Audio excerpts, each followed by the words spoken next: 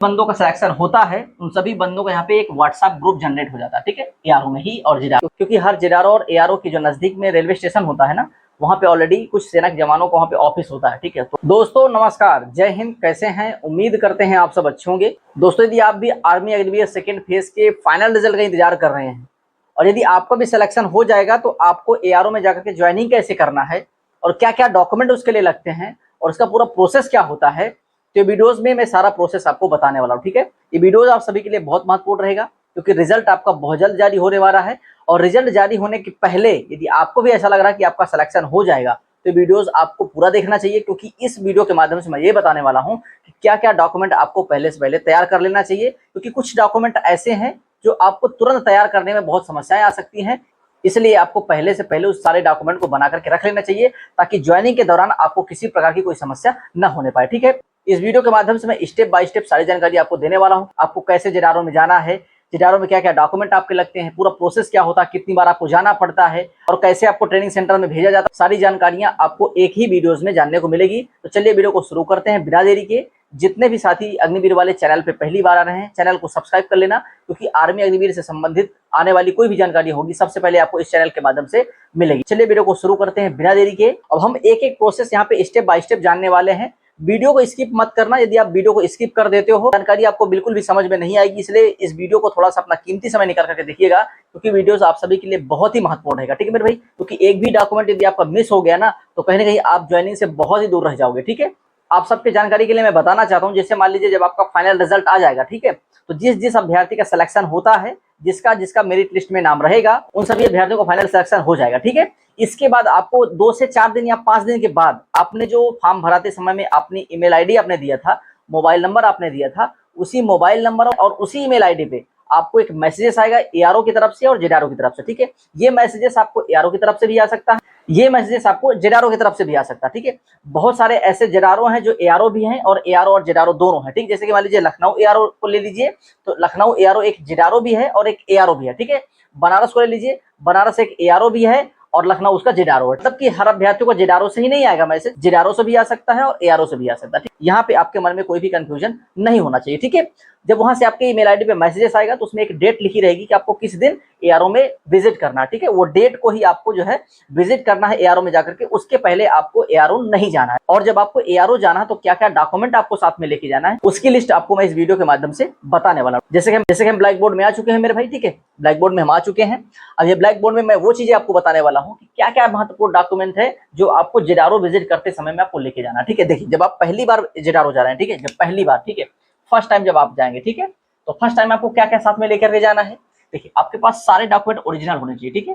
आपके पास कोई डुप्लीकेट नहीं, फोटो कॉपी नहीं, सीधा ओरिजिनल डॉक्यूमेंट आपको लेकर के जाना, ठीक है। यहाँ पे कोई डुप्लीकेट नहीं, कोई फोटो कॉपी आपको लेके नहीं जाना, ठीक है। इस बात को विशेष ध्यान देना, ठीक है। आपको यहाँ पे कास्ट सर्टिफिकेट लेके जाना, ठीक है। आप कौन सी जाति से बिलोंग करते हो, जो कास्ट सर्टिफिकेट आपने भर्ती के दौरान दिया था या लगाया था, उसी कास्ट सर्टिफिकेट को आपको साथ में लेकर के जाना, ठीक है। डोमिसाइल मतलब कि जो निवास प्रमाण पत्र आपने भर्ती के दौरान में लगाया था उसी निवास प्रमाण पत्र को आपको साथ में लेके जाना, ठीक है। मार्कशीट, ठीक है, जो मार्कशीट आपने भर्ती के दौरान में दिखाया था वही मार्कशीट को आपको साथ में लेके जाना है, ठीक है। पुलिस वेरिफिकेशन, ठीक है, 6 महीने के अंदर का होना चाहिए पुलिस वेरिफिकेशन। आपके नाम पे कोई क्राइम या कोई केस नहीं होना चाहिए। इस सर्टिफिकेट को आप अपने नजदीकी पुलिस थाने से बनवा लेना, ये बन जाता है, ठीक है। और अपना ओरिजिनल आधार कार्ड, ये कुछ डॉक्यूमेंट और उसको भी आपको साथ में लेके जाना, ठीक है। जैसे मान लीजिए ये ग्राम प्रधान से, ठीक है, ग्राम प्रधान से भी आपका कास्ट बना होना चाहिए, डोमिसाइल बना होना चाहिए, अनमैरिड सर्टिफिकेट, ठीक है, मतलब आप शादीशुदा नहीं है, इसका प्रूफ आपको प्रधान से बना करके लेके जाना, ठीक है।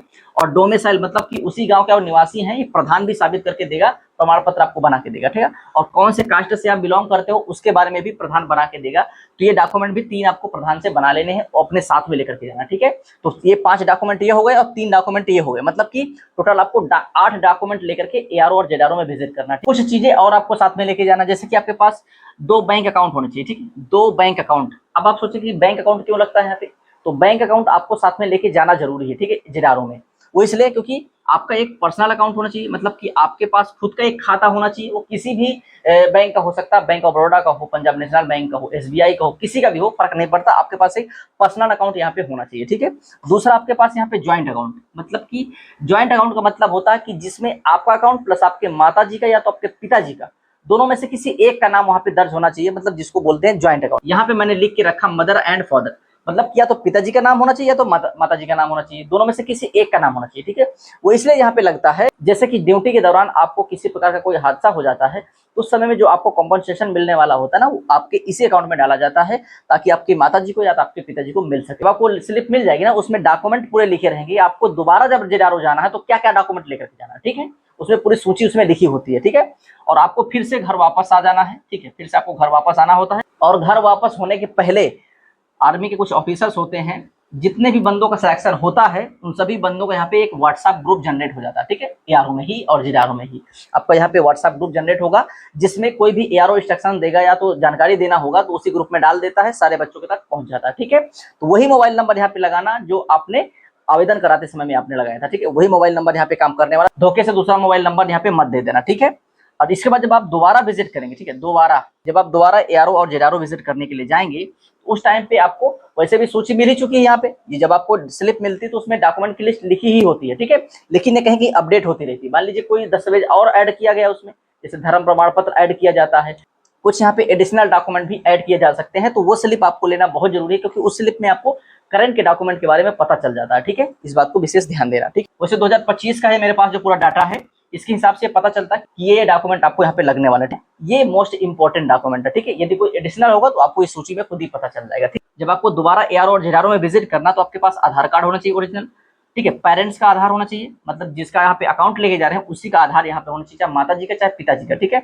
और सभी की 2 से 3 कॉपी आपको करा के लेके जाना, जितने भी डॉक्यूमेंट आपको साथ में लेके जाना है 2 से 3 कॉपी आपको करा करके लेके जाना, ठीक, इस बात को विशेष ध्यान देना, ठीक है। और अगले नंबर पे आता है मार्कशीट, तो आपको लेके ही जाना है, ठीक है, डोमिसाइल आपको लेके ही जाना है, कास्ट सर्टिफिकेट आपको लेके ही जाना है, ठीक है। और यहाँ पे कुछ डॉक्यूमेंट आपके बढ़ रहे हैं, जैसे कि स्कूल का कैरेक्टर सर्टिफिकेट, ठीक है, स्कूल का कैरेक्टर सर्टिफिकेट आपका यहाँ पे डॉक्यूमेंट बढ़ रहा है, वो यहाँ पे आपको लेकर के जाना है सेकंड बार जब आप विजिट करने जाएंगे एआरओ और जेडारो में, ठीक है, इस बात को विशेष ध्यान देना, ठीक है। जब आप इतने डॉक्यूमेंट वहां पे जाके दिखा देते हैं एआरओ और जेडारो में, तो वहां पर आपको जो है hand over to your joining letter, मतलब आपका ज्वाइनिंग लेटर आपके हाथ में थमा दिया जाता है।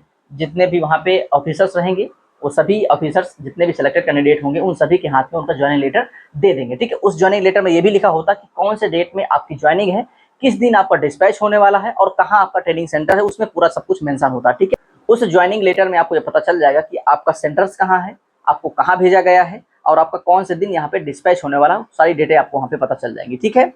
और एक बात विशेष ध्यान देना यहाँ पे, ठीक है, टिकट आपको खुद करवाना, ठीक है, इंडियन आर्मी आपको टिकट करा के नहीं देगी, आपको स्वयं टिकट करा करके जाना, ठीक है। जिस दिन की आपकी डेट रहेगी उस दिन का ही आपको यहाँ पे टिकट कराना, मतलब कि जैसे कि आपका कल जो है डिस्पैच होना तो उसके पहले जो है उसी दिन का टिकट आप करवाना, ठीक है, इस बात को विशेष ध्यान देना क्योंकि आगे पीछे की टिकट करवा दोगे तो दिक्कत हो जाएगी। जिस दिन आपकी ज्वाइनिंग है, मतलब जिस दिन आपका डिस्पैच है उसी दिन आपको फाइनली यहाँ पे उसी दिन की टिकट आपको कटवाना, ठीक है। क्योंकि पहले क्या रहता था, जितने भी हमारे जो जवान होते थे जो रेगुलर भर्ती होते थे उनका जो टिकट आर्मी कटवा के देती थी, क्योंकि हर जेडारो और एआरओ की जो नजदीक में रेलवे स्टेशन होता है ना, वहाँ पे ऑलरेडी कुछ सेना के जवानों को वहाँ पे ऑफिस होता है, ठीक है, तो वहाँ से सभी जवानों की यहाँ पे टिकट कट जाती थी। लेकिन अभी ऐसा नहीं है, अग्निवीरों की सारी फैसिलिटीज नहीं दी जा रही है, यहाँ पे जो है उनको खुद टिकट कटवाना पड़ता है, ठीक है। ये थोड़ा सा आपके लिए बुरी खबर हो सकती है, ठीक है, और याद रखना इस बात को। और हाँ, जितने भी साथी का सिलेक्शन वहाँ हो जाएगा, ठीक है, जैसे मान लीजिए कि 20 अभ्यर्थी ऐसे हैं जिसको मान लीजिए कि लखनऊ सेंटर मिल गया, या 20 लोग ऐसे हैं जिसको मतलब कि फतेहगढ़ सेंटर मिल गया, या 25 लोग ऐसे हैं जिसको जबलपुर सेंटर मिल गया, ठीक है। तो जितने भी बंदे का एक जगह का सिलेक्शन, मतलब जितने भी बंदों का एक जगह ट्रेनिंग सेंटर मिलता है उन सभी बंदों का मतलब एक ग्रुप बना देते हैं कि पता चल जाता है कि इन बंदों को जबलपुर जाना है, इन बंदों को जो है फतेहगढ़ जाना है, राजपुताना में जाना है, और इन बंदों को मतलब जाट में जाना या इनको इंजीनियर्स में जाना है या अहमदनगर जाना है, ठीक है, या तो पुणे जाना है, मतलब जहां भी जाना होगा वो पता चल जाता है। उसी हिसाब से वो बंदों को वहां पे बांट देते हैं, 20-20 या 30-30 या 40-40 के ग्रुप में आपको वहां से बांट देंगे, ठीक है। और जब आप डिस्पैच के लिए जाएंगे ना, डिस्पैच के लिए जब आप जाते हैं तो 20, जैसे मान लीजिए कि आपका ग्रुप बन गया 20 बंदों का, ठीक है, तो 20 बंदों का जो डॉक्यूमेंट होगा, एक डॉक्यूमेंट एआरओ वहां से देता है, ठीक है, सभी का डॉक्यूमेंट रहता है, उन डॉक्यूमेंट को आपको सीधा जो है अपने ट्रेनिंग सेंटर्स में जमा करना पड़ता है, ठीक है। जो बड़े अधिकारी होते हैं जब आपको लेने के लिए स्टेशन आते हैं ना, तो वहां पर सारे डॉक्यूमेंट को आपको देना पड़ता है, ठीक है। तो सारे डॉक्यूमेंट की लिस्ट, मतलब जैसे 20 बंदे हो तो 20 बंदों की जितनी भी डॉक्यूमेंट की लिस्ट होगी ना, वो किसी एक बंदे को जिम्मेदारी से दे दिया जाएगा कि आप जब ट्रेनिंग सेंटर्स में पहुंचना, जब रेलवे स्टेशन में उतर जाना, जब आपको ट्रेनिंग सेंटर्स की गाड़ी लेने के लिए आएगी तो जो वहां पे ऑफिसर रहेंगे उनको आपको सारे डॉक्यूमेंट को सबमिट कर देना, ठीक है। तो एक बंदे को डॉक्यूमेंट दे दिया जाता है, ठीक है। जब आप अपने ट्रेनिंग सेंटर्स के नजदीकी रेलवे स्टेशन में जब आप उतार देती है, ठीक है, तो वहां पर ऑलरेडी आर्मी के जवान आगे खड़े रहते हैं या उनका ट्रक खड़ा रहता है, ठीक, जिसमें बोलते हैं एलएस, मतलब जिसमें जो बड़ी गाड़ी होती है उसको एलएस बोलते हैं, जैसे डिटान होता है, जो मतलब छोटी गाड़ी, जैसे 10-15 बंदे हैं तो भाई उनके लिए यहाँ पे डिटान ही आता है। जैसे बहुत ज़्यादा बंदे हुए, 50-60 बंदे हुए, तो भाई उनके लिए यहाँ पे एलएस मतलब कि बड़ी गाड़ी भेजी जाती है, बड़ा ट्रक भेजा जाता है कि एक साथ में भर के लेके आ जाओ, ठीक है। इस बात को विशेष ध्यान देना, यहाँ पे आप कन्फ्यूजन नहीं रखना, एलएस क्या है, डिटान क्या है, ठीक है। डिटान मतलब छोटी गाड़ी, एलएस मतलब बड़ी गाड़ी होती है, आर्मी की भाषा में बोला जाता है, ठीक है।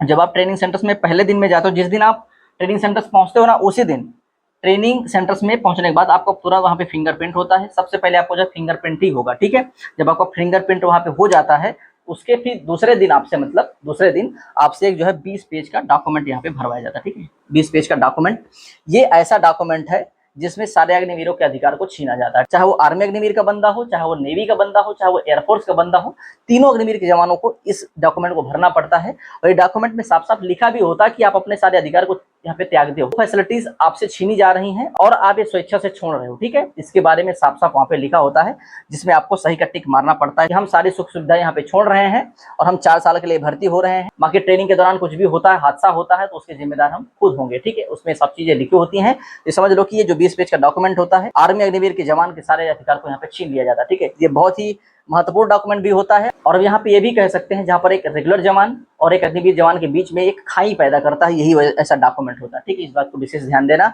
ये बहुत ही खतरनाक डॉक्यूमेंट है, ठीक है मेरे भाई। सारे अधिकार यहाँ पे छीन लिए जाते हैं।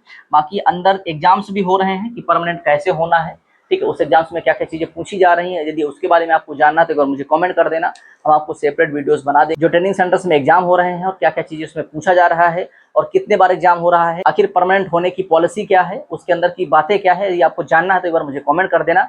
कमेंट के माध्यम से यदि हमें लगा कि बहुत ज़्यादा अभ्यर्थियों का कमेंट आ रहा है तो हम एक सेपरेट वीडियो लेकर के आएंगे, तो बहुत जल्द उसके बारे में आपको हम बताने का काम करेंगे। चलिए मिलते हैं नए सेशन के साथ, तब तक के लिए नमस्कार, जय।